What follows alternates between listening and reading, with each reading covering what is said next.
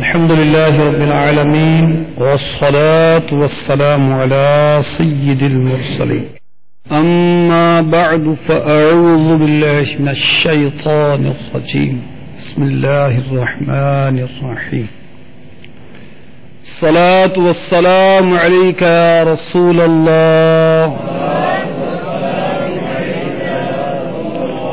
وعلى آلك وأصحابك يا حبيب الله الصلاة والسلام عليك يا نبي الله وعلى آلك وأصحابك يا نور الله انوار الحدیث مکتبۃ المدینہ کی مطبوعہ 465 صفحات پر مشتمل ہے. اس میں جنتی اور جہنمی فرقہ، بد مذہب، سنت اور بدعت، علم علماء، تقدیر کا بیان، قبر کا عذاب، قیامت کی نشانیاں، حوض کوثر و شفاعت، جنت کا بیان، دوزخ کا بیان، وضو کا بیان، استنجے کا بیان، غسل کا بیان، کتاب الصلاح، تراویح اور بہت کچھ اس کے متعلق احادیث دی گئی. حدیث کی تعریف اور اس کی قسمیں بھی موجود ہیں. اس میں جو درود پاک کی فضیلت سنن ترمذی حدیث نمبر 3557 کے حوالے سے دی گئی ہے وہ سماعت فرمائیے. قال رسول اللہ صلی اللہ تعالی علیہ وسلم البخیل الذی من ذکرت عنده فلم يصلی علی. حضرت علی کرم اللہ تعالی وجہہ الکریم نے کہا، حضور علیہ الصلوۃ والسلام نے فرمایا، اصل میں بخیل وہ شخص ہے، کنجوس، جس کے سامنے میرا ذکر ہو اور وہ مجھ پر درود نہ پڑھے. صلو علی الحبیب صلی اللہ تعالی علی محمد. وسلم عن صاد عین لکھتے ہیں جو لوگ درود پاک کے بدلے یہ ناجائز اور حرام ہے. اگر معاذ اللہ استخفاف شان کا قصد ہو، آقا علیہ صلی اللہ علیہ وسلم کی شان میں کمی کا ارادہ ہو تو پھر تو کفر ہے. صلو علی الحبیب صلی اللہ تعالی علی محمد وعلی آلہ وصحبہ وبارک وسلم. کتاب اللہ کی باتیں اس سلسلے میں ایک بار پھر حاضری ہے. الحمدللہ عز وجل امثال قرآنی کا بیان جاری ہے. آج جو مثال ہم انشاءاللہ عز وجل سنیں گے، اللہ تبارک و تعالی نے حضرت نوح علیہ السلام کی عورت اور حضرت لوط علیہ السلام کی عورت واحلہ اور واعلہ اور حضرت مریم رضی اللہ تعالی عنہا حضرت عیسیٰ علیہ السلام کی والدہ اور حضرت آسیہ رضی اللہ تعالی عنہا کی مثال ارشاد فرمائی. انشاءاللہ عز و جل ہم یہ سنیں گے.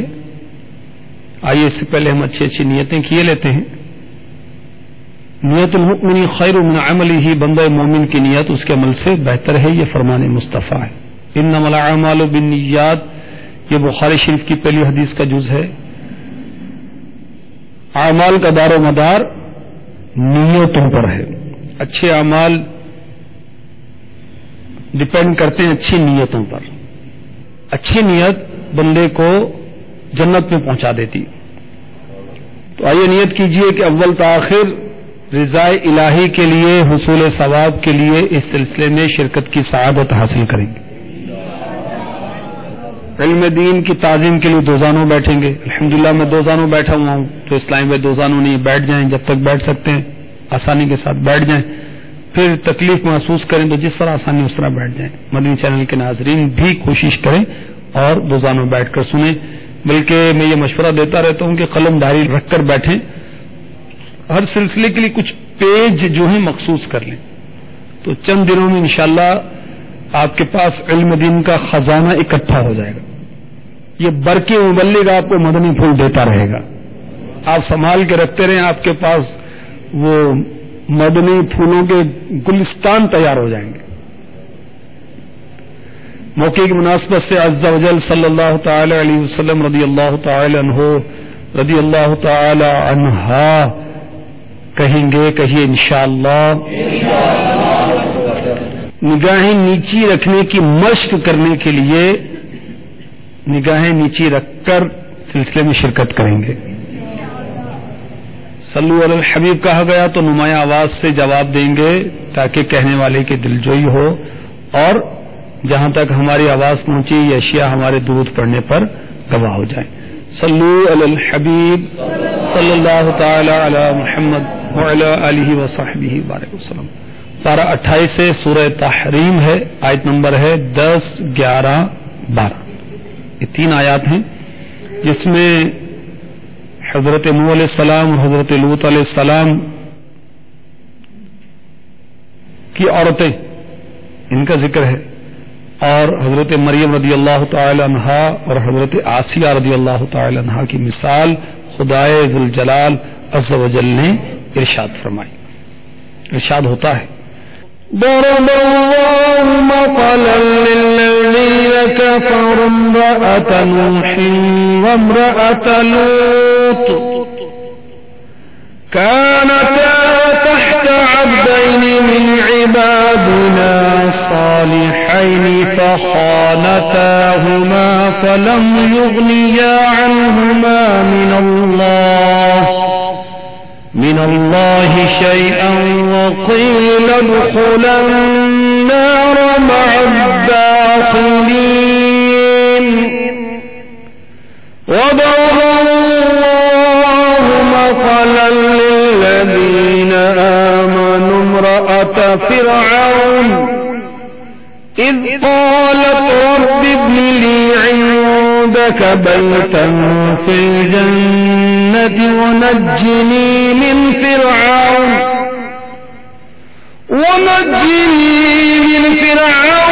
وعمله ونجني من القوم الظالمين ومريم ابنة عمران التي أحصنت فرجها فنفخنا فيه من روحنا وصدقت بكلمات ربها وكتبه وكانت من القانتين۔ ترجمہ کنز الایمان۔ اللہ کافروں کی مثال دیتا ہے، نوح کی عورت اور لوط کی عورت، وہ ہمارے بندوں میں 2 سزاوار قرب یعنی مقرب بندوں کے نکاح میں تھی، پھر انہوں نے ان سے دغا کی تو وہ اللہ کے سامنے انہیں کچھ کام نہ آئے، اور فرما دیا گیا کہ تم دونوں عورتیں جہنم میں جاؤ جانے والوں کے ساتھ۔ اور اللہ مسلمانوں کی مثال بیان فرماتا ہے فرعون کی بیوی، جب اس نے عرض کی اے میرے رب میرے لیے اپنے پاس جنت میں گھر بنا اور مجھے فرعون اور اس کے کام سے نجات دے اور مجھے ظالم لوگوں سے نجات بخش۔ اور عمران کی بیٹی مریم جس نے اپنی پارسائی کی حفاظت کی تو ہم نے اس میں اپنی طرف کی روح پھونکی اور اس نے اپنے رب کی باتوں اور اس کی کتابوں کی تصدیق کی اور فرما برداروں میں ہوئی۔ اللہ کافروں کی مثال دیتا ہے۔ اس کی وضاحت کرتے ہوئے صدر الافاضل مفسر قرآن خلیفہ اعلی حضرت حافظ سید مفتی محمد نعیم الدین مراد آبادی علیہ رحمۃ اللہ الہادی تفسیر خزائن العرفان لکھتے ہیں اس بات میں کہ انہیں ان کے کفر اور مومنین کی عداوت پر عذاب کیا جائے گا، اور اس کفر و عداوت کے ہوتے ہوئے ان کا نسب اور مومنین و مقربین کے ساتھ ان کی قرابت و رشتہ داری انہیں کچھ نفع نہ دے گی۔ اللہ کافروں کی مثال دیتا ہے، نوح کی عورت اور لوط کی عورت، کہ چونکہ انہوں نے کفر کیا، مومنوں سے دشمنی رکھی تو ان پر عذاب کیا جائے گا۔ مومنوں کی دشمنی اور کفر کے ہوتے ہوئے ان کا نسب اور مقربین کے ساتھ ان کی قرابت و رشتہ داری کہ یہ دو اللہ کے نبیوں کے ازواج ہیں، انہیں نفع نہیں دے گی. وہ ہمارے بندوں میں دو سزا والے قرب یعنی مقرب بندوں کی نکاح میں تھی، پھر انہوں نے ان سے دغا کی. ان دونوں عورتوں نے، واہلہ اور واعلہ نے نبیوں کے ساتھ دغا کی. کیا دغا کی؟ دین میں کہ کفر اختیار کیا. حضرت نوح علی نبینا وعلیہ الصلاۃ والسلام کی عورت واہلہ اپنی قوم سے حضرت نوح علیہ السلام کی نسبت کہتی تھی وہ مجنون ہے، استغفر اللہ استغفر اللہ، پاگل ہے، استغفر اللہ. اور حضرت لوط علیہ السلام کی عورت واعلہ اپنا نفاق چھپاتی تھی، اپنا کفر کیا کرتی تھی؟ وہ چھپاتی تھی. اور جو مہمان آپ کے ہاں آتے، لوط علیہ السلام کے ہاں آتے، آگ جلا کر اپنی قوم کو ان کے آنے کی خبردار کرتی تھی، قوم کو بتا دیتی تھی اس کوشن کے ذریعے، اس انداز سے، اس علامت کے ذریعے کہ گھر میں مہمان آئے. تو وہ اللہ کے سامنے انہیں کچھ کام نہ آئے اور فرما دیا گیا. کن کو فرما دیا گیا؟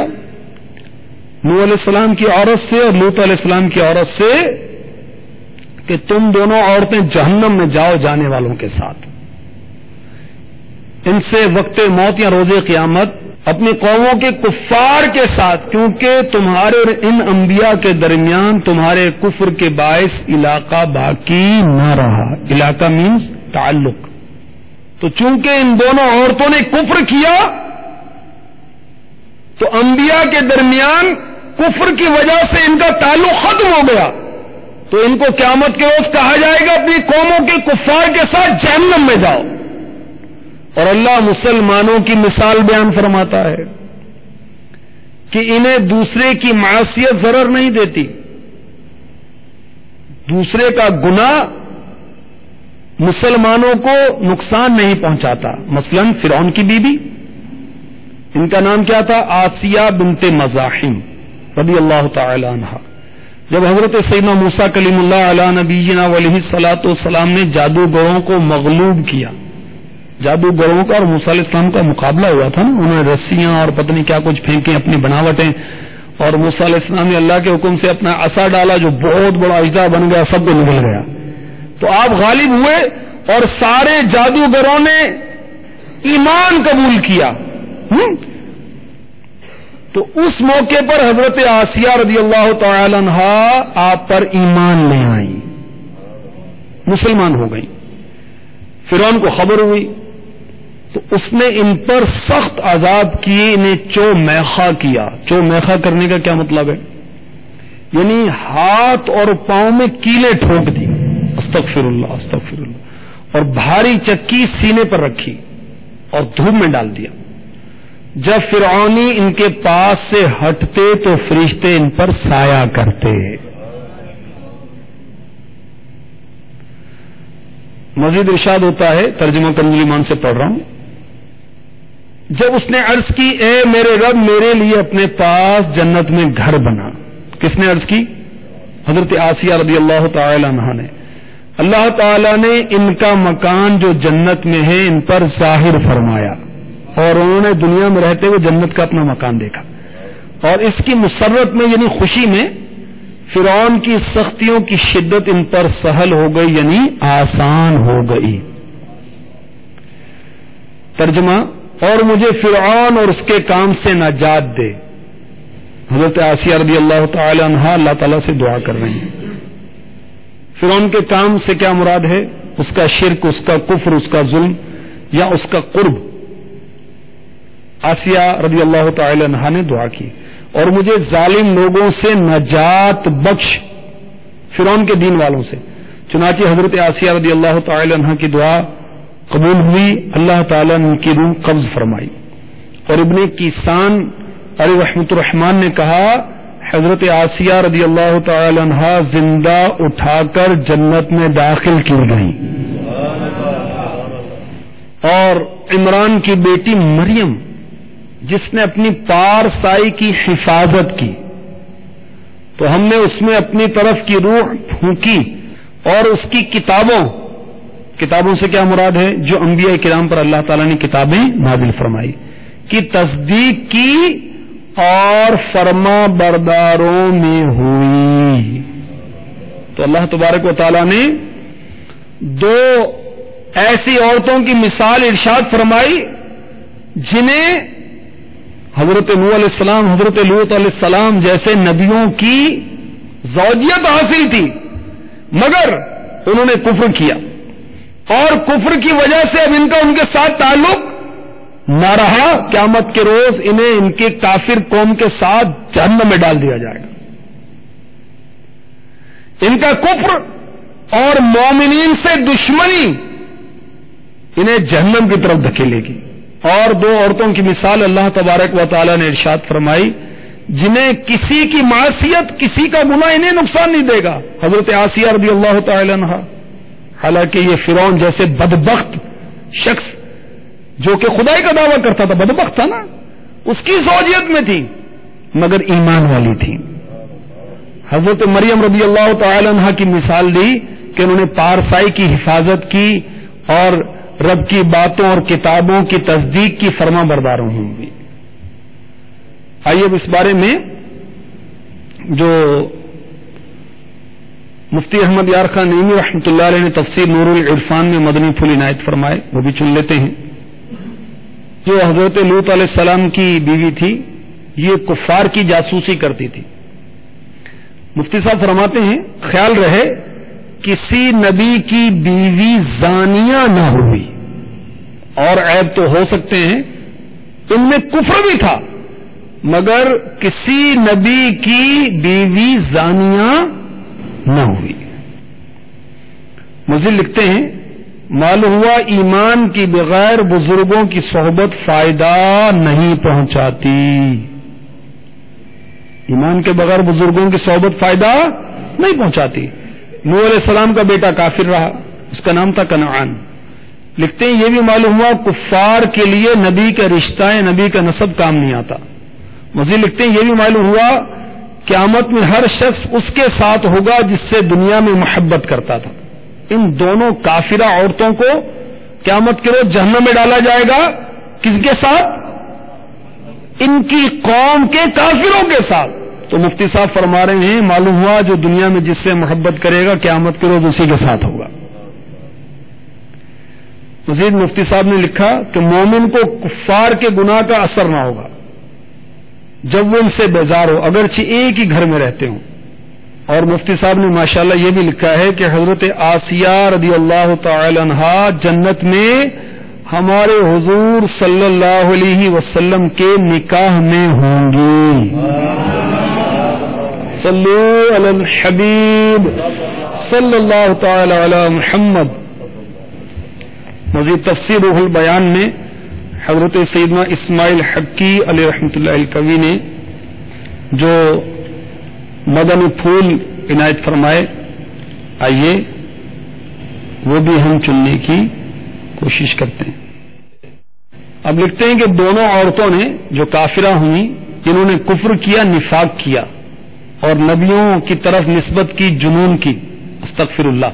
نوح علیہ السلام کی جو کافرہ بیوی تھی وہ آپ کو معاذ اللہ پاگل، مجنون کہتی تھی، اور یہ لوط علیہ السلام کی بیوی چغلی کھاتی تھی. انہوں نے خیانت کی، ٹھیک ہے. اور فرعون کی عورت کے حال کو اہل ایمان کے حال کی طرح بنایا. اللہ تعالیٰ نے اس کی مثال بیان کی کہ اہل ایمان کو، مسلمان کو کافروں کی رشتہ داری نقصان نہیں پہنچاتی. اس لیے مثال دی گئی کہ اگر مسلمان کا کوئی کافر رشتہ دار ہے تو اس کے کفر سے مسلمان کو نقصان نہیں پہنچے گا. اس میں مزید لکھتے ہیں کہ بزرگوں نے فرمایا کہ اس میں اہل ایمان کو صبر کی ترغیب و تلقین ہے کہ انہیں چاہیے کہ شدائد و تکالیف پر صبر میں حضرت آسیہ رضی اللہ تعالی عنہا سے کم نہ ہو. اس لیے کہ آسیہ کو رضی اللہ تعالی عنہا فرعون سخت تکالیف پہنچاتا تھا. حضرت آسیہ رضی اللہ تعالی عنہا کو وہ تکلیف پہنچاتا جیسے آپ نے سنا چومیخا کرتا تھا. مزید لکھتے ہیں حضرت سیدنا اسماعیل حقی علیہ رحمۃ اللہ الکوی کہ ان دونوں بیویوں کا ذکر یکجا کیا گیا. کن کا؟ حضرت مریم رضی اللہ تعالی عنہا اور حضرت آسیہ رضی اللہ تعالی عنہا کا. ان میں ایک کا شوہر نہیں تھا اور دوسری کا شوہر ظالم تھا، کافر تھا، فاجر تھا، تاکہ عورتوں کو اس سے نصیحت حاصل ہو. حضرت مریم رضی اللہ تعالی عنہ کا ذکر لکھتے ہیں قرآن پاک میں 7 مقامات پر آیا ہے، اور مریم کے معنی ہیں عابدہ، عبادت کرنے والی عورت. تو اب آیت کے معنی یہ ہوئے، اسماعیل حقی علیہ رحمۃ اللہ الکوی لکھتے ہیں کہ اللہ تعالیٰ نے اہل ایمان کو آسیہ اور مریم رضی اللہ تعالی عنہما کی مثال دے کر سمجھایا کہ یہ 2 عورتیں مردوں سے بازی لے گئیں، حالانکہ مرد عورت سے افضل ہے، مگر یہ 2 عورتیں یہ مردوں سے بازی لے گئیں. حالانکہ ان کی قوم کافر تھی، لیکن یہ اللہ تعالیٰ کی عبادت میں کامیاب رہی، تو اللہ تعالیٰ نے انہیں کرامات سے نوازا اور انہیں ساری دنیا کی عورتوں پر فضیلت عطا فرمائی. ہاں، ان سے افضل ہمارے آقا علیہ الصلوۃ والسلام کے ازواج مطہرات ہیں. یہ بھی لکھا ہے حضرت سیدنا اسماعیل حقی علیہ رحمۃ اللہ الکوی نے تفسیر البیان میں کہ فرعون کے نکاح میں تھی حضرت آسیہ رضی اللہ تعالی عنہا، لیکن وہ ان پر قادر نہیں تھا کیونکہ فرعون نامرد تھا، پیدائشی طور پر نامرد تھا، اور اس بدبخت کو دیکھیں خدائی کا دعویٰ کرتا تھا حالانکہ نامرد تھا. صلو علی الحبیب صلی اللہ تعالی علی محمد وعلی آلہ وصحبہ وبارک وسلم. میٹھے میٹھے اسلام بھائیوں، مدنی چینل کے ناظرین، آئیے مزید سنتے ہیں یہ جو مثال اللہ تبارک و تعالی نے ارشاد فرمائی. 2 ایمان والی عورتیں اور 2 کافرہ عورتیں. وہ کافرہ عورتیں جو نبیوں پر ایمان نہیں لائیں، حضرت نوح علیہ السلام کی عورت جس کا نام تھا واہلہ، اور حضرت لوط علیہ السلام کی عورت جس کا نام تھا واعلہ. حالانکہ یہ نبیوں کے نکاح میں تھیں، اس کے باوجود ان کی مغفرت نہیں ہوگی. ٹھیک ہے، کیونکہ ان کے کفر کی وجہ سے ان کو یہ نسبت کام نہیں آئے گی. اور حضرت آسیہ رضی اللہ تعالی عنہا حالانکہ فرعون جیسے بدبخت شخص جو خدائی کا دعویٰ کرتا تھا اس کے نکاح میں تھی، مگر آپ نے اللہ کی راہ میں تکلیفیں جھیلی اور حق پر قائم رہی، تو فرعون کا کفر اور ان کا ظلم ان کو جنت سے نہیں روکے گا. ان کو عزت کے ساتھ اللہ نے نجات دی، ان کو جنت میں داخل کیا، جنت میں کھاتی پیتی. اور حضرت مریم رضی اللہ تعالی عنہا کا ذکر کیا گیا. حضرت مریم رضی اللہ تعالی عنہا حضرت سیدنا عیسیٰ روح اللہ علی نبینا علیہ الصلوۃ والسلام کی والدہ ہیں. حضرت جبریل امی علیہ السلام اللہ کے حکم سے آئے اور انہوں نے حضرت مریم رضی اللہ تعالی عنہا کے گریبان میں پھونک ماری، دم کیا. مسند احمد اور بخاری شریف میں بھی ہے، صحیح مسلم شریف میں بھی ہے. حضرت ابو موسیٰ اشعری رضی اللہ تعالی عنہ بیان کرتے ہیں رسول اللہ صلی اللہ علیہ وسلم نے فرمایا مردوں میں بہت کامل ہیں، مردوں میں بہت کامل ہیں، عورتوں میں صرف 4 کاملہ ہیں. آسیہ بنت مزاحم فرعون کی بیوی، مریم بنت عمران، خدیجہ بنت خویلد اور فاطمہ بنت محمد. اور عائشہ کی فضیلت عورتوں پر ایسی ہے جیسے سرید کی فضیلت تمام کھانوں پر ہے. تو مرد تو بہت کامل ہوئے، مرد عورت سے افضل ہے، مگر یہ عورتیں یہ تو کروڑوں مردوں سے، ہم جیسے کروڑوں مردوں سے افضل ہے. آقا علیہ الصلوۃ والسلام کے ازواج یہ تو لاکھوں کروڑوں مردوں سے افضل ہیں. آقا کی شہزادی خاتون جنت سیداتنا فاطمہ زہرا رضی اللہ تعالی عنہا کروڑوں مردوں سے افضل ہیں. سیداتنا عائشہ صدیقہ رضی اللہ تعالی کروڑوں مردوں سے افضل ہیں. مفتی احمد یار خان نعیمی نے لکھا ہے مرآت میں، جس کا خلاصہ ہے کہ ایک طرح کی محبت آقا علیہ الصلوۃ والسلام کو اپنے شہزادی سے بہت زیادہ تھی، اور ایک طرح کی محبت عائشہ صدیقہ رضی اللہ تعالی عنہا سے بہت زیادہ تھی۔ ایک بیٹی کی محبت ہوتی ہے، ایک زوجہ کی ہوتی ہے، تو فرق ہے نا دونوں میں۔ امام ثعلبی اور علامہ قرطبی نے حضرت معاذ بن جبل رضی اللہ تعالی عنہ سے روایت کیا، یہ الکشف والبیان کے حوالے سے ہے، نبی پاک صلی اللہ علیہ وسلم حضرت خدیجہ الکبریٰ رضی اللہ تعالی عنہ کے پاس گئے، اس وقت ان کی روح قبض ہونے والی تھی، نزعہ کا عالم تھا۔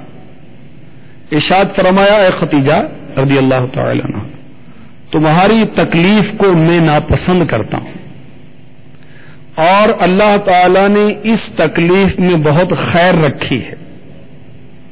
جب تم اپنی سوکنوں کے پاس جاؤ، سوکن کس کو کہتے ہیں؟ دوسری بیوی، ٹھیک ہے؟ جب تم اپنی سوکنوں کے پاس جاؤ ان کو میرا سلام کہنا۔ حضرت خدیجہ رضی اللہ تعالی عنہ نے پوچھا، وہ کون ہے یا رسول اللہ صلی اللہ علیہ وسلم؟ فرمایا، وہ مریم بنت عمران، آسیہ بنت مزاحم اور حضرت موسیٰ کی بہن حلیمہ ہیں۔ مجھے اسلامی بھائیوں، مدنی چینل کے ناظرین، پتہ چلا کہ جنت میں تاجدار رسالت شہنشاہ نبوت صلی اللہ علیہ وسلم کے نکاح میں حضرت آسیہ رضی اللہ تعالی عنہ آئیں گی،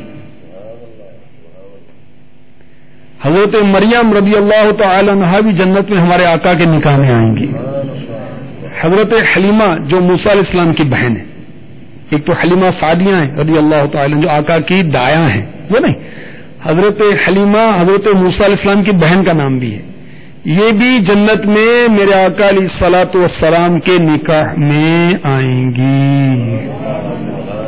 صلو علی الحبیب صلی اللہ تعالی علی محمد۔ عجائب القرآن ما غرائب القرآن، اس کے اندر بھی ان 4 عورتوں کا ذکر ہے، جس کا بھی آپ نے سنا مختلف تفاسیر سے، اس کے اندر بھی آپ پڑھ سکتے ہیں۔ اور قوم لوط کی تباہ کاریاں، یہ امیر اہل سنت کا رسالہ ہے، اس میں آپ پڑھیں گے، پتھر نے پیچھا کیا، سلگتی لاشیں، قوم لوط کے قبرستان میں پیش امام کی کرامت، خوفناک سانپ کی ضرب، شہوت سے بچنے کے 12 مدنی پھول، نام رکھنے کے بارے میں 18 مدنی پھول۔ اس میں حضرت لوط علیہ السلام کی بیوی وائلہ جو منافقہ تھی اور اپنی قوم کے بدکاروں سے محبت رکھتی تھی، اس کی ہلاکت کا لکھا ہوا ہے، وہ کیسے ہلاک ہوئی، کیسے برباد ہوئی، کیسے موت کے گھاٹ اتری، کہ اس قوم پر اللہ تبارک و تعالی نے آسمان سے پتھروں کی بارش کی، اور ہر پتھر کے اوپر نام لکھا ہوا تھا، تو جس کا نام لکھا ہوا تو اسی کے اوپر پڑتا تھا اور وہ ڈھیر ہوتا تھا۔ اب یہ اپنے قوم کے بدکاروں سے محبت رکھتی تھی، یہ منافقہ وائلہ، اس نے جب پیچھے مڑ کر دیکھا تو منہ سے نکلا، ہائے میری قوم، یہ کہہ کر کھڑی ہو گئی۔ عذاب الہی کا پتھر اس کے اوپر بھی پڑا اور یہ وہیں ڈھیر ہو گئی، یہ موت کے گھاٹ اتر گئے۔ قوم لوط کی تباہ کاریاں بہت یہ معلوماتی رسالہ ہے، اس کے اندر یہ لکھا ہوا ہے۔ آئیے اب اس کو جو سنا ہم اس کو دوہرا لیتے ہیں تاکہ جو کچھ ہم نے سنا ہے یہ ہمیں یاد رہے۔ صلو علی الحبیب صلی اللہ تعالی علی محمد۔ جو مثال خدا ذوالجلال عز و جل نے ارشاد فرمائی، اس کا پارہ اور سورت اور آیتوں کے نمبر جو پہلے کھڑے ہو جائیں گے وہ بتا دیں گے ماشاءاللہ، یہ بتائیں گے۔ پارہ 28 سورہ تحریم، آیت نمبر 10، 11 اور 12۔ ماشاءاللہ، انہوں نے درست جواب دیا بھائی۔ اس آیت میں 4 عورتوں کی مثال رب ذوالجلال عز و جل نے ارشاد فرمائی۔ وہ 4 عورتیں کون کون سی؟ وہ پہلے کھڑے ہو جائیں ماشاءاللہ۔